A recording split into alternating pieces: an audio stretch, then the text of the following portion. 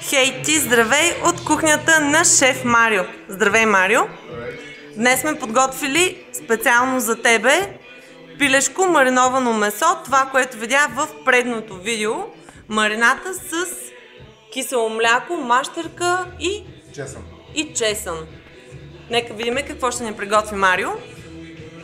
Преминаваме към готвенето на пилешкото филе. Подготвил съм се едно шопи с олио, малко моркови за декорация и цяло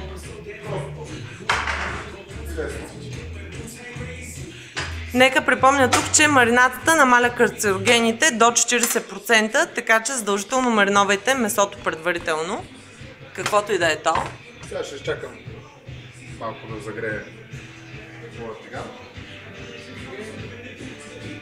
Го запечатам с горещената мазнина и след това ще го довърша във фурната за около 10 минути, за да стане по-вкусно и по-крехко. По-крехко. Вече аз изпробвах вкъщи рецептата с запечатването на месото на тигана и наистина става уникално крехко. Препоръчвам да пробваш и ти. По-добре е, отколкото просто да сложиш пържолите да се пържат или печат. Тигана трябва да е загрят добре, нали така? Да. Ще загрят добре. Още малко. И слагам първото пилешко филе.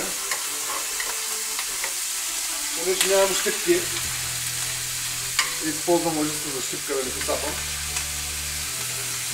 Ще спусна даже аспирацията малко.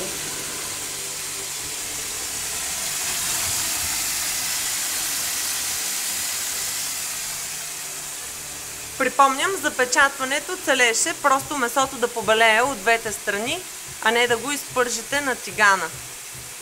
Да. Наляли сме мазнинка вътре, нали? Да. Зехтин. Използвам класическа технология на готвене, само че без брашно, просто мариновано месо. И е доста лесно, мирише доста хубаво в момента. Ще се получи доста добър вкус и аромат, понеже чесън и мащерката се балансират като аромати и вкусове. Но това ще го оставя вие да прецените, понеже аз съм професионалист и любител в готвенето. Затова обичам да показвам интересни неща, за да мога да накараме другите да се хранят здравословно. Ето запечатването на едната страна приключи. Преминаваме към другата. Мирише доста приятно. Мастърката пуска ухание и тя. Много доволно. Ще се скарам малко такива за печене. По-добре да изкъпа една хартия, отколкото 10 литра вода за миене. И месото като го запечата, ще го прехвърля в количката ми върху хартия, да може да го изготвя добре в формата и ще ви го презентирам в една чинийка, за да видите как се получава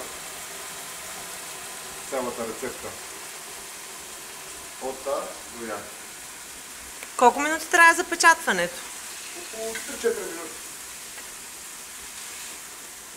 Ето го. Мащерката също е използвам.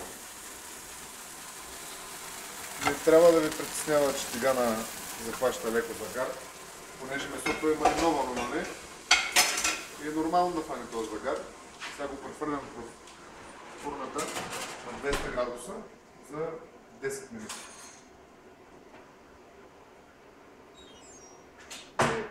Това беше от мене за днес.